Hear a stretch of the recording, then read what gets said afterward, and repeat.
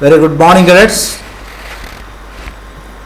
We are in chapter Nationalism in India. Let us check few important events related to the chapter. 1918 to 19, UP Peasants organized by Baba Ramchandra. In the year 1919, Gandhian Hartal against Rowlatt Act and Jallianwala Bagh massacre.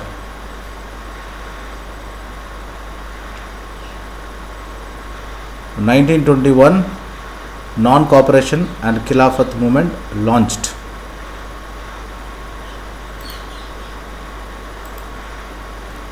In 1922, Chauri Chaura incident is responsible for withdrawal of non-cooperation movement by Mahatma Gandhi. 1924, Alluri Sitaram Raju arrested, ending a 2-year armed tribal struggle. Alluri Sitaram Raju was arrested in the year 1924, and in 1929, Lahore session of Indian National Congress adopted Purna Swaraj, or the complete independence.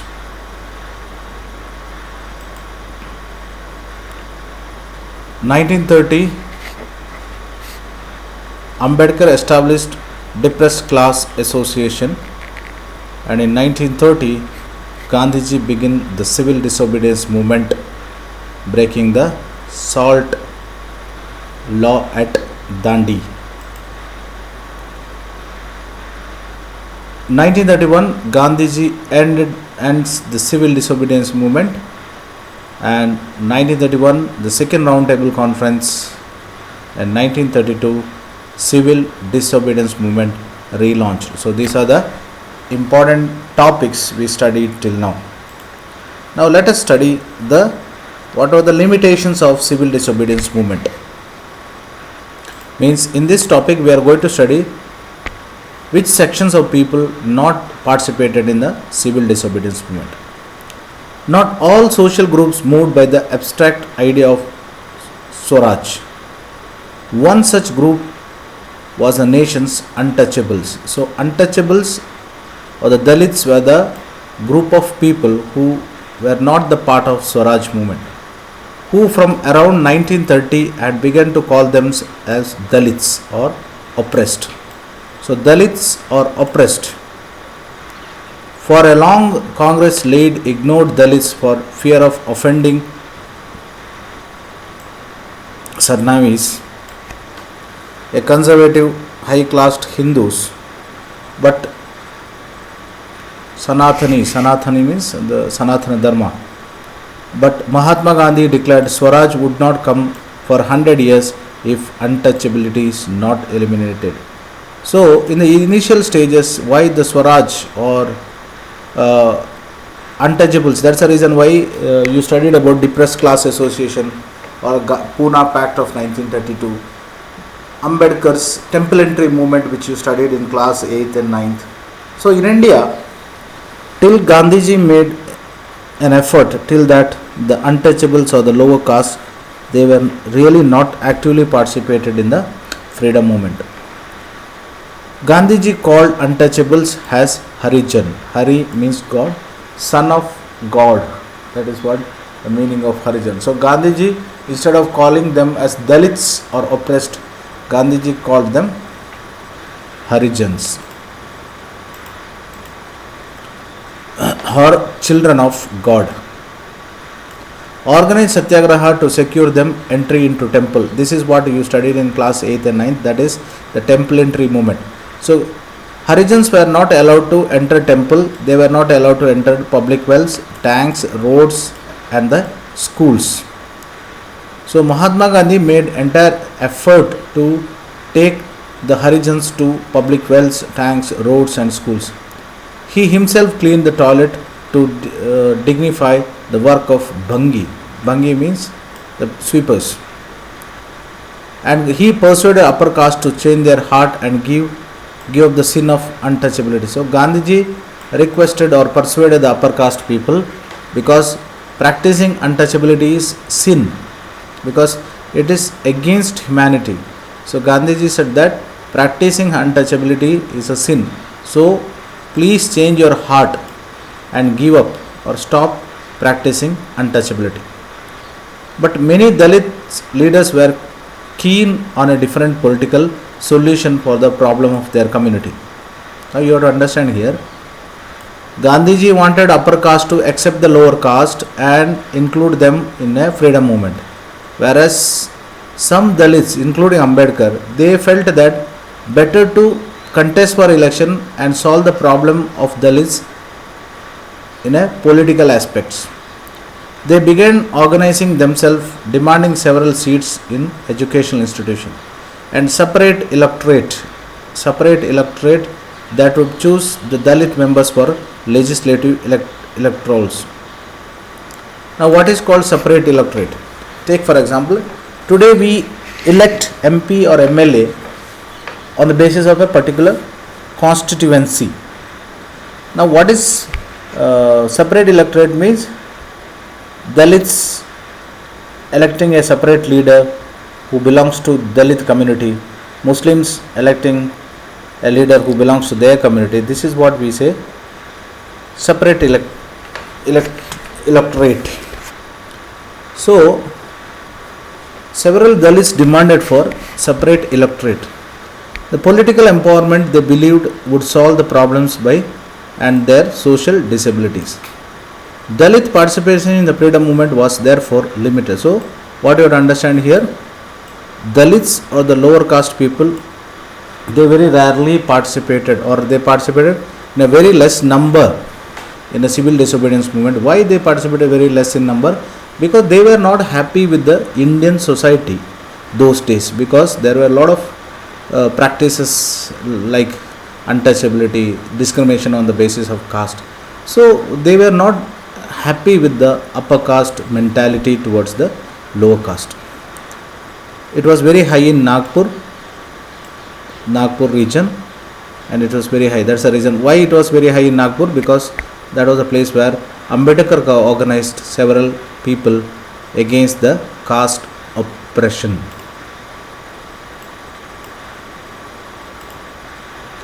Dr. Ambedkar, who organized Dalits as a depressed class association of 1930.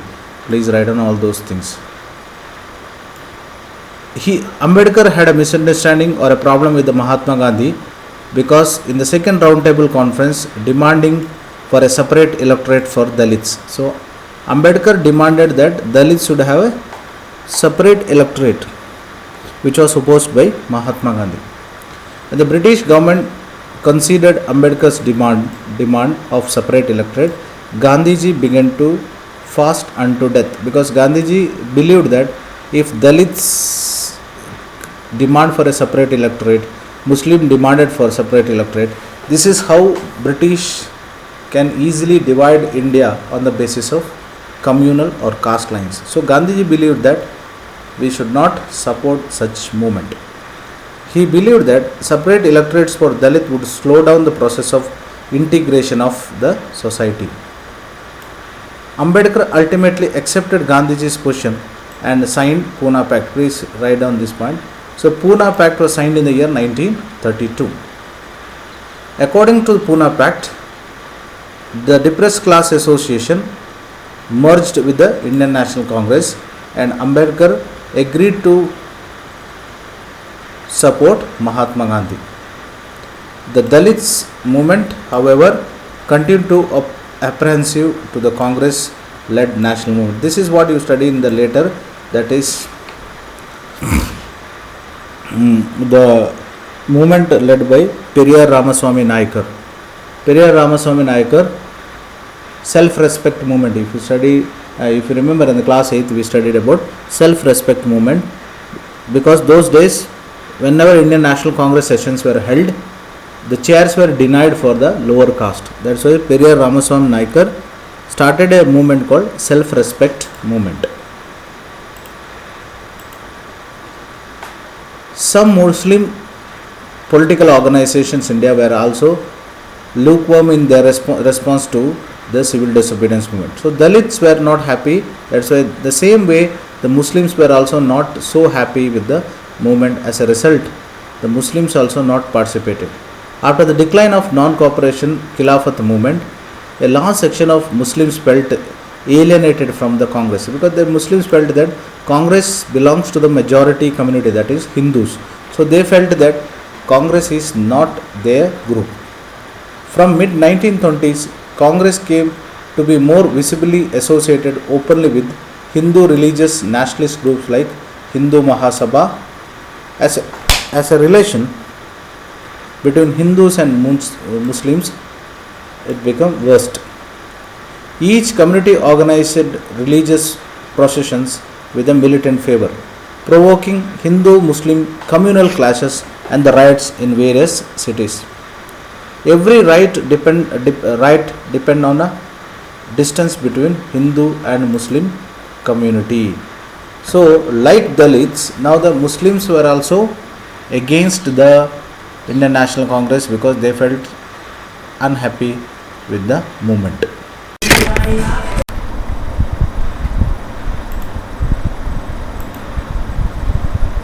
So the Congress and Muslim League made an effort to negotiate the alliance, and in 1927 it appeared that such unity could not be go long.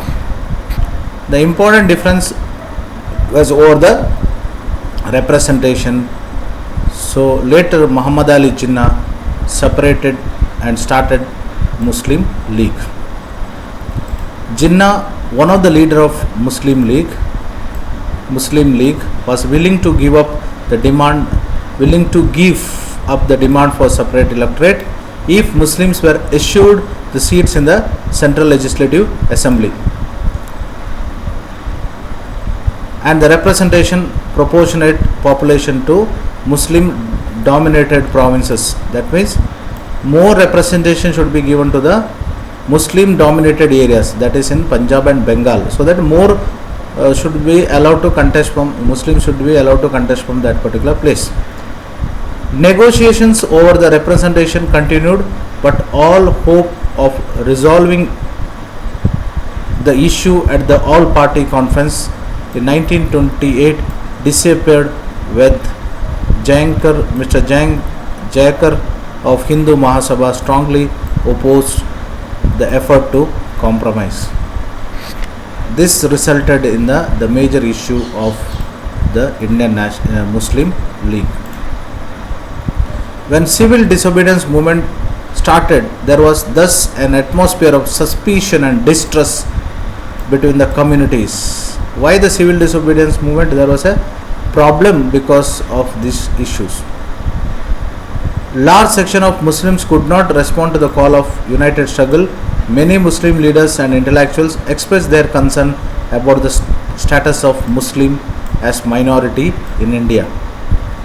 They feared that the culture and the identity of minority would submerged under domination of Hindu majority. So they were not happy with the joint struggle with the Indian National Congress. That's the reason why later they started to fight separately on the basis of Muslim League. So just now we completed the civil disobedience movement and the limitations of civil disobedience movement. Why the civil disobedience movement was not supported by Dalit as well as Dalits as well as Muslims. Now let us move to the last topic of this chapter, that is sense of belongingness. Sense of collective belongingness. What is the sense of collective belongingness? Take for example today Kashmir to Kanyakumari, Gujarat to Arunachal Pradesh, we call it is a united India. But during the British period, this sense of unity or the national identity was not there. So it took a lot of time to create the sense of belongingness or a sense of collective belongingness. That is what we are going to study in this particular topic. Nationalism spread when people begin to believe that they are all the part of the same nation. When they discover some unity that binds them together. But how did the nation become a reality in the minds of people? How did people belonging to the different community, regions and language develop a sense of collective belongingness? The sense of collective belongingness came partly through the experience of united struggle, but there were also a variety of cultural processes through which nationalism captured the people's imagination. History and fiction, folklore and songs, popular prints and symbols all played the part of making nationalism an important one. So what is we are seen in the case of Germany, Russian unification, we are seen in the case of French Revolution. Folklore plays a great role, culture plays a great role which unites the people. Take for example, when we speak about Vande Mataram, national anthem, the national flag of India, these are all gives a lot of spirit of interest or unity among the people of the country. The identity of nation, as you know, the chapter 1 most often symbolized the figure or a image. This helps to create an image which the people can identify as a nation. We are seen in the beginning of the chapter that the long session march moving towards the Statue of Liberty. It was 20th century, the growth of nationalism and the identity of India came visually associated with the image of Bharat Mata.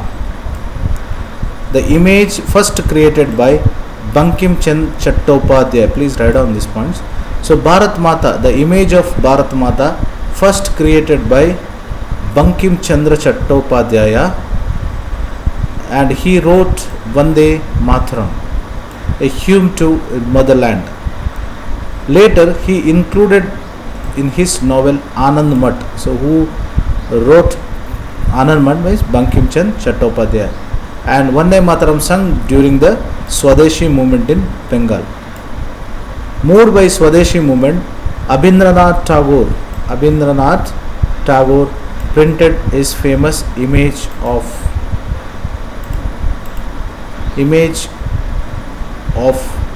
Bharat Mata. In this painting of Bharat Mata, he portrayed aesthetic figure.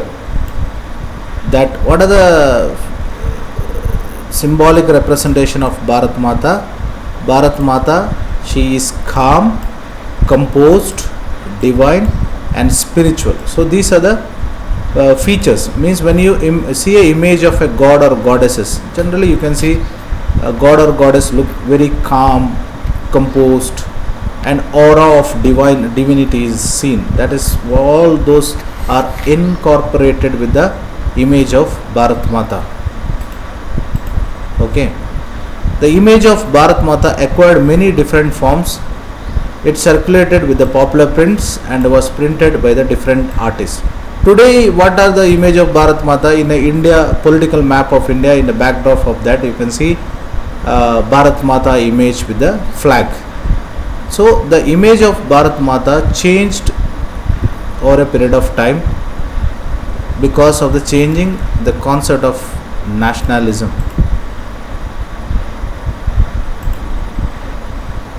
The ideas of nationalism developed through the movement received Indian folklores. In the late 19th century, nationalists began recording folk tales sung by bards, toured village and gathered folk songs and legends. These tales, they believed, gave a true picture of traditional culture that had been corrupted and damaged by the outside forces. So, Indian traditional culture was damaged by the foreign culture. The essential to preserve this folklore edition in order to discover one's own national identity and restore the sense of pride. In Bengal, Rabindranath Tagore himself began collecting ballads, nursery rhymes, hymns, and myths. So, Rabindranath Tagore started collecting the novels related to this. See the image of Bharat Mata by Abhindranath Tagore. Abhindranath Tagore, you see the image of Bharat Mata which is explained here. There is no backdrop for flag here because the image of flag was not there at that time, and the image of political map of India is also not there. But notice the mother figure here shown as dispensing learning, food, clothing, mala, and hand emphasis on aesthetic qualities. Now you see here what are important those days, only it is depicted in this particular, and you can see the aura of power here. Aura of power, it is very evident. Like Raja Ravi Verma, he tried to develop the painting which could be seen truly Indian. So today if someone asks what is this image, it is very difficult to say that it's an image of Bharat Mata, because today we are seeing the image of Bharat Mata according to current political context.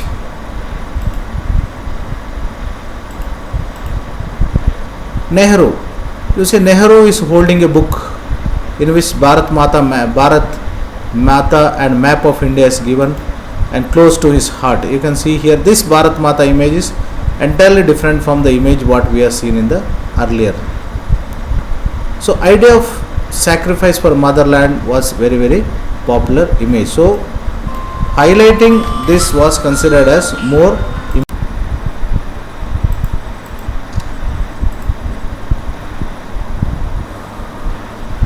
And apart from that, the Tamil folklores collected by Natesha Shastri published a massive 4-volume collection of Tamil folk tales, that is folklore of South India. He believed that folklore was a national literature. It was most trustworthy manifestation of India people's real thought and characteristics. So Natesha Shastri is the folklore of southern India. The national movement developed. Nationalist leaders became more and more aware of such icons and symbols of uniting the nation. During the Swadeshi movement, a tricolor flag, red, green and yellow, was designed. So icons and symbols were considered as very important to unite the people. So what is the first design is a tricolor flag. It had 8 lotus representing 8 provinces of those British India. Today like that we have states, like those day it was provinces. So 8 lotus was representing 8 British provinces with a crescent moon representing Hindus and Muslims. By 1921, Gandhiji had designed Swaraj flag. So Gandhiji designed Swaraj flag in the year 1921. It was again a tricolor flag, red, green and white. So you see the tricolor flag of India, how the red color is changed. Initially it was red, green and yellow, then red, green and white. And what was there in the center of that? That is a spinning wheel in the center of that flag, representing Gandhi's idea of self-help. Carrying the flag and holding aloft during the marches became a symbol of defense. Another means of creating the feeling of nationalism was through reinterpretation of history. Reinterpretation of history is nothing but glorification of history. Like that, British explained that India is a dark continent or lack of civilization. So British condemned Indian history. Now what Indians have done, they made an effort to glorify Indian history. That is what reinterpretation of history. By the end of the 19th century, many Indians began feeling that to instill a sense of pride in the nation, Indian history had to be taught about differently. The British saw Indians as backward, primitive, incapable of governing themselves. In response to this, Indians began to looking into past to discover India's great achievement and the glory of the India's past.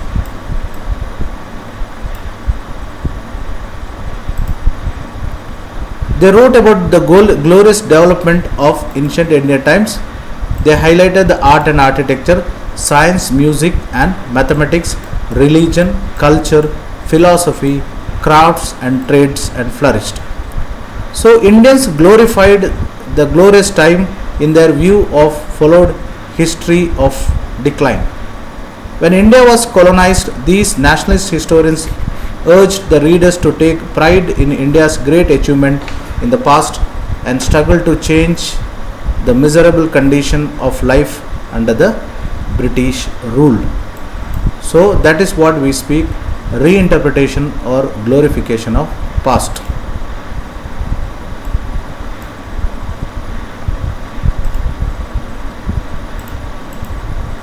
Now you see the image of Bharat Mata here. We are seeing the different image of Bharat Mata. This image of Bharat Mata, you see the figure of Bharat Mata, it is completely different from what Abhindranath Tagore has shown.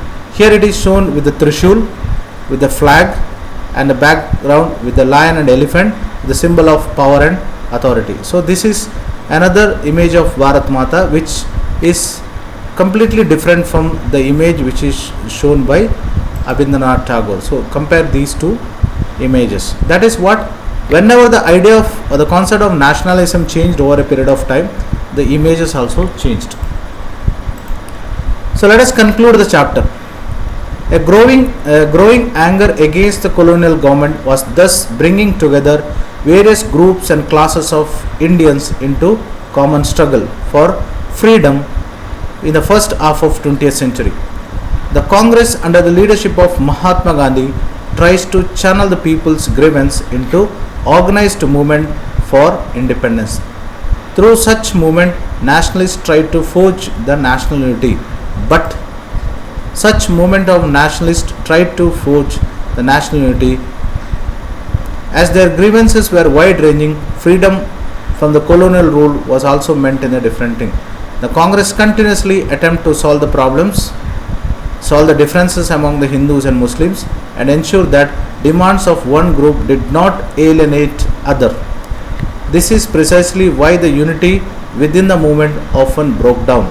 The high points of Congress activity and the nationalist unity were followed by the phase of disunity and inner conflict between the groups. So that is what finally the chapter is concluding. In the next video session, I will complete the question and answers of this particular chapter. Please write down the entire important points which are underlined during the course of explanation of this chapter. Thank you. Wish you a wonderful day.